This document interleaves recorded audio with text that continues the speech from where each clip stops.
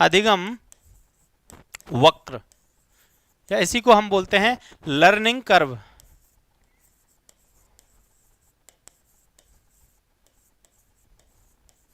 Learning curve. तो इनके बारे में सबसे पहले हमको किसने बताया था? हरमन एबिंगहास ने बताया था। सबसे पहले किसने बताया था? हरमन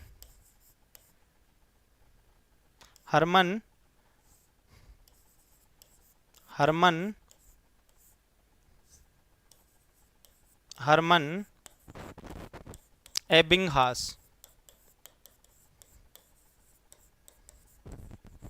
हरमन एबिंगहास ने लगभग 1885 में इनके बारे में हमें बताया था। क्या होते हैं लर्निंग कर्व? ये देख रहे हैं हम। एक बारी क्लास को शेयर करो यार बच्चों, सभी आप क्लास को शेयर नहीं कर रहे हो है ना?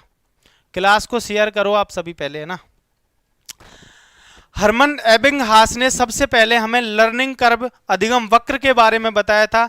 उसके बाद है ना, इनको इनके आदि जनक भी बोलते हैं। जैसे आपने पढ़ा होगा मनोविज्ञान के आदि जनक कौन हैं? विलियम वुंट हैं। उसके बाद उनके शिष्य आते हैं टिचिनर। उनके बाद कौन आते हैं? टिचिनर आते हैं, उनके शिष्य होते हैं। आदि जनक सॉरी मनोविज्ञान के अरस्तु होते हैं। मैं क्या बता रहा था? मैं बता रहा था जो आत्मनिरीक्षण विधि है। कौन सी विधि? आत्मनिरीक्षण विधि। आत्मनिरीक्षण विधि, आत्मनिरीक्षण विधि के जनक अरस्तु हैं। कौन हैं? अरस्तु हैं। लेकिन इसको जो एक्सपेंड किया था, इसके बारे में और अध्ययन किया था, इसको और विस्तारित किया था, वो कौन है? वो है सर टिचिनर। तो अगर आपको क्वेश्चन पेपर में सीधा आए कि आत्मनिरीक्षण विधि के बारे में किसने बताया? ईशु पटेल। नमस्कार ईशु पटेल। आपको आत्मनिरीक्षण विधि के बारे में किसने बताया, ये सीधा पूछा जाए तो इसका आंसर क्या होगा? अरस्तु या टिचिनर? तो इसका आंसर आप करोगे टिचिनर। अगर दोनों ऑप्शन में है तो क्या करना है आपको? टिचिनर करना है। अगर टिचिनर ऑप्शन में ना हो तो कौन करना है? अरस्तु करना है। क्योंकि उन्होंने मूल अवधारणा बताई थी अरस्तु साहब ने, लेकिन इसके प्रयोग थे वो किसने किए थे? वो टिचिनर साहब ने किए थे। सेम उसी प्रकार जो लर्निंग कर्व होते हैं, अधिगम के जो वक्र होते हैं, उनके बारे में जो मूल रूप से जो बताया था वो किसने बताया था? हरमन एबिंगहास ने बताया था। लेकिन आर्थर विल नाम से एक आदमी और आते हैं, आर्थर बिल्स। ये इनके शिष्य हैं, है ना? लगभग 1913 में आते हैं आर्थर बिल्स। इन्होंने इसके बारे में बहुत ज्यादा स्टडी की, बहुत ज्यादा अध्ययन किया। तो अधिगम वक्र के जन्म दाता या जनक किसको हम बोल देते हैं? इनके जनक बोल देते हैं हम आर्थर बिल्स को। ये बात याद रहेगी। सबसे पहला फैक्ट इसका यही बनता है। ये बात अगर आपको याद रहेगी तो अब देख लेते हैं अधिगम वक्र होते क्या हैं। अधिगम वक्र 4 प्रकार के होते हैं।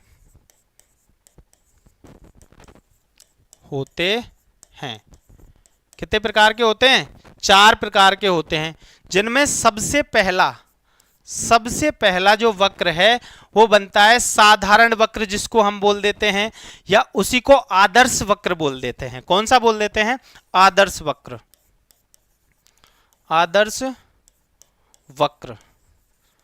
आदर्श वक्र क्या होता है?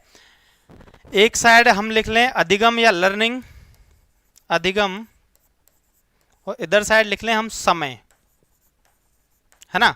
समय के साथ साथ सीखने के बारे में बताया था। अधिगम वक्र में क्या होता है? समय के साथ साथ जो हमारे सीखने की जो गति है उसके बारे में ये चर्चा करते हैं। सीखने की गति क्या है? जैसे आप लाइब्रेरी में बैठे, आपने कोई किताब खोली, आप उसको पढ़ने लगे, तो क्या आप उसको जैसे पहले घंटे में पढ़ रहे थे वैसे ही 12वें घंटे में भी पढ़ोगे क्या? जी नहीं। उसके बीच में कईयों उतार चढ़ाव आएंगे, है ना? कईयों उतार चढ़ाव आएंगे। तो जो ये उतार चढ़ाव उस समय आ रहे हैं, कभी तो आपको बहुत अच्छा याद हो रहा है, बहुत अच्छा समझ आ रहा है, कभी आपको अच्छा याद नहीं हो रहा, अच्छा समझ ही नहीं आ रहा। सर आप बहुत अच्छा पढ़ाते हैं, थैंक यू सो मच, है ना? कभी आपको याद नहीं हो रहा, कभी आपको बहुत अच्छा याद हो रहा है। तो ये जो समस्याएं आ रही हैं, इन्हीं का नाम क्या दिया? अधिगम वक्र। किसने दिया? आर्थर बिल्स ने दिया। आर्थर बिल्स ने दिया। और इनके जो आदि जनक हैं वो हैं हरमन एबिंगहास। ये दो बात समझ आ गई। अभी देखते हैं कौन कौन से। पहला है आदर्श वक्र। आदर्श वक्र में क्या होता है? जो लर्निंग स्पीड है वो समय के साथ साथ मेंटेन रहती है, मतलब सेम रहती है। ऐसा कोई भी आपने देखा है क्या जो पहले घंटे से, जैसे ही वो पढ़ना स्टार्ट करे पहली मिनट से, और वो अगर 8 घंटे पढ़ रहा है तो 8 घंटे तक लगातार कोई चीज को पढ़ रहा है तो समय के साथ साथ वो सेम चलता रहेगा क्या? दिमाग कोई चीज याद बीच में ऐसा तो नहीं होगा कोई चीज याद नहीं हो रही, कोई हो रही है, ऐसा जो उतार चढ़ाव है वो तो नहीं आएगा क्या? आप बोलोगे सर आएगा। आएगा ना? आपका क्या आंसर रहेगा इसमें? आएगा। एक बारी क्लास को सभी दोबारा से शेयर कर दो, है ना। जो अधिगम वक्र है उसमें क्या होता है? जो उतार चढ़ाव होते हैं उनके बारे में बताया जाता है। तो अगर उतार चढ़ाव आ रहा है तो यह संभव नहीं है। ये क्या है? असंभव है। असंभव।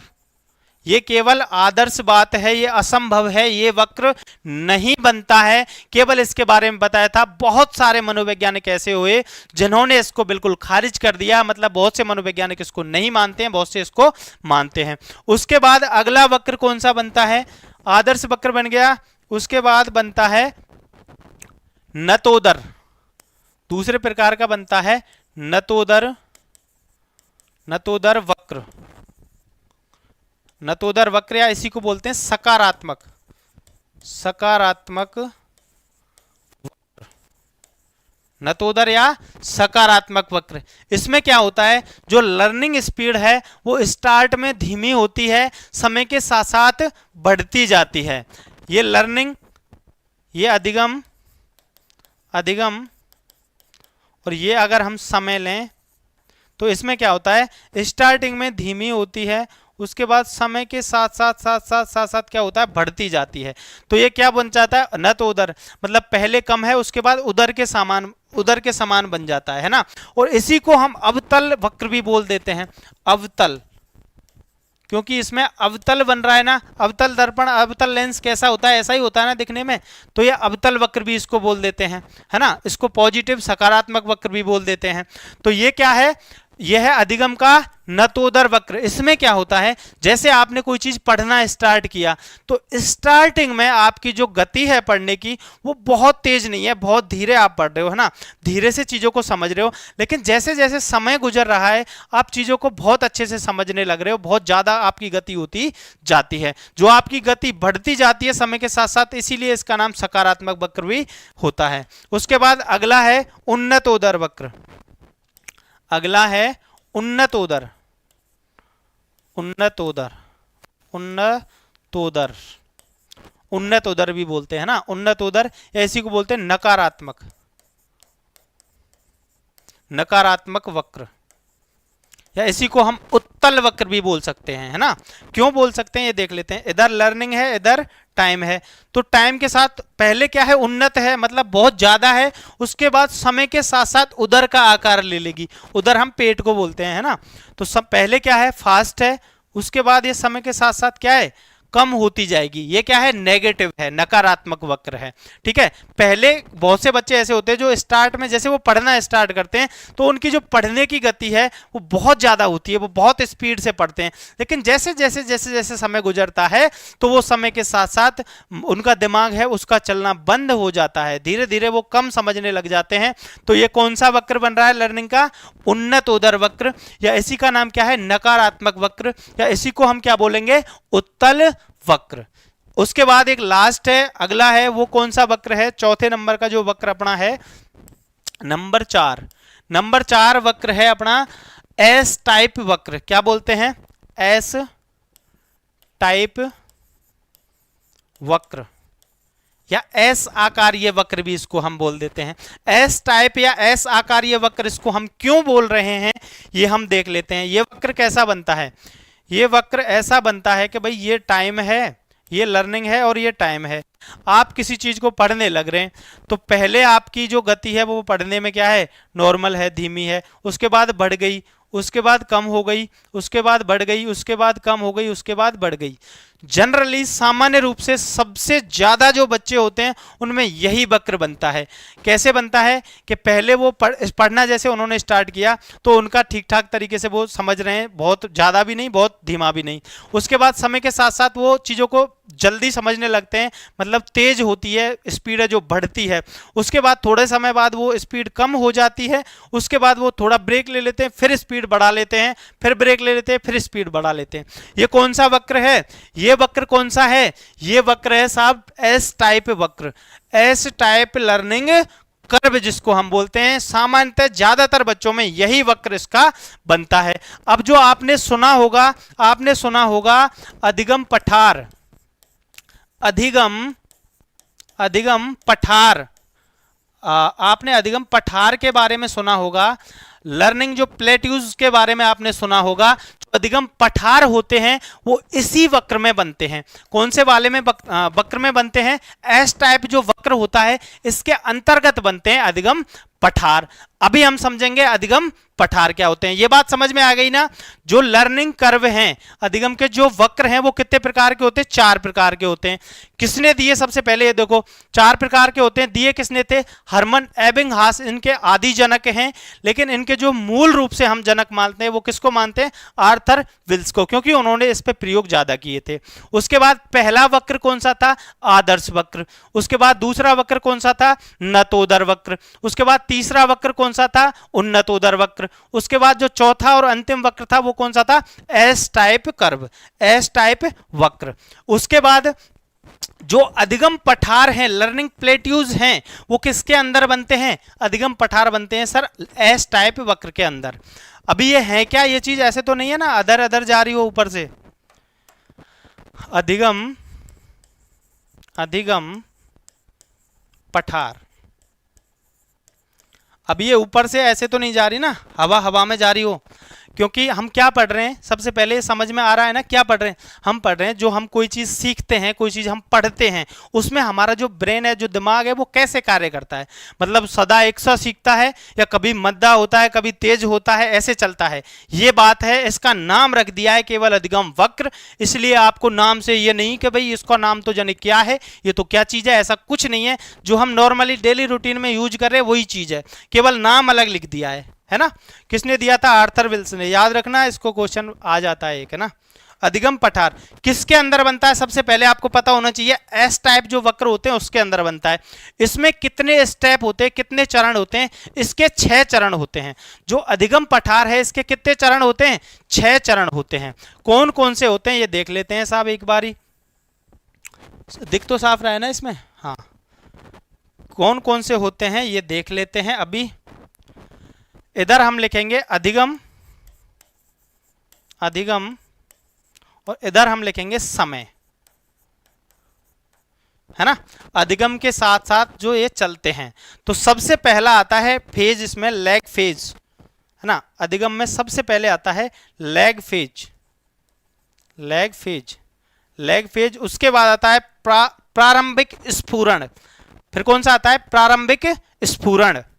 उसके बाद आता है प्रारंभिक स्फुरण आ गया। उसके बाद आ गया सर दूसरा फेज, लॉग फेज, जिसको हम बोल देते हैं, प्रारंभिक स्फुरण को बोल देते हैं लॉग फेज, तो है ना। उसके बाद दूसरा फेज आ गया, फिर थोड़ी मद्दी आएगी उसके अंदर, है ना। बहुत ज्यादा भी कमी नहीं आएगी, बहुत तेज भी नहीं रहेगा, है ना, बीच का सा हो जाएगा। उसके बाद आता है तीसरा फेज। तीसरे फेज में क्या होता है? तीसरे फेज में उतार चढ़ाव, उतार चढ़ाव, उतार चढ़ाव ऐसे होता है। उसके बाद आता है चौथा फेज, वो बिल्कुल प्लेटियो बनता है, जिसको हम अधिगम पठार बोल रहे हैं। वो कौन सा है? चौथा फेज है। उसके बाद आता है अंतिम स्फुरण। उसके बाद आता है शारीरिक लिमिट। ये 6 फेज हैं इसके, बहुत ज्यादा नहीं है। कितने फेज हैं? 6 फेज चलते हैं इसमें। क्या होता है? पहले जो स्टार्टिंग होती है वो होता है जहां रेडी हो रहा होता है। यहां क्या हो रहा होता है? रेडी हो रहा होता है। जो अधिगम करता है वो तत्पर हो रहा होता है, तैयार हो रहा होता है, रेडी हो रहा होता है। जब वो रेडी हो जाएगा उसके बाद उसका प्रारंभिक स्फुरण है वो होगा, मतलब पहली जो एक्सेलरेशन लेगा वो लेगा। उसके बाद वो फिर नॉर्मली स्पीड में, मतलब बहुत ज्यादा तेज नहीं रहेगा, बहुत स्लो भी नहीं होगा, नॉर्मली में आ जाएगा। उसके बाद जो तीसरा चरण होगा, तीसरे चरण में क्या होगा? जो मिडिल फेज जिसको हम बोल रहे हैं ना, मिडिल फेज भी तीसरे वाले को बोल देते हैं। जो मिडिल फेज होगा, मिडिल फेज में क्या होगा, बहुत ज्यादा उतार चढ़ाव आएंगे, बहुत ज्यादा उतार चढ़ाव आएंगे। उसके बाद आएगा चौथे नंबर का फेज, जिसको हम बोलते हैं लर्निंग प्लेटो, अधिगम पठार। चौथे फेज में पठार आएगा, उसके बाद अंतिम स्फुरण आएगा, अंतिम स्फुरण आएगा, स्फुरण आएगा मतलब अंतिम बार स्फूर्ति दिखाएगा, उसमें अंतिम एक्सीलरेशन होगा। उसके बाद क्या आ जाएगी, शारीरिक लिमिट, शारीरिक सीमा, मतलब किसी के सीखने की, किसी के पढ़ने की कोई सीमा तो होती है ना, लिमिट तो होती है ना। उसके बाद आ जाएगी शारीरिक लिमिट। ये समझ में आ गया होगा। अधिगम के जो वक्र हैं वो समझ आ गए होंगे, उसके बाद अधिगम के जो पठार हैं वो भी समझ आ गए होंगे, है ना। आधा लर्निंग टॉपिक आपका यहीं समाप्त हो गया।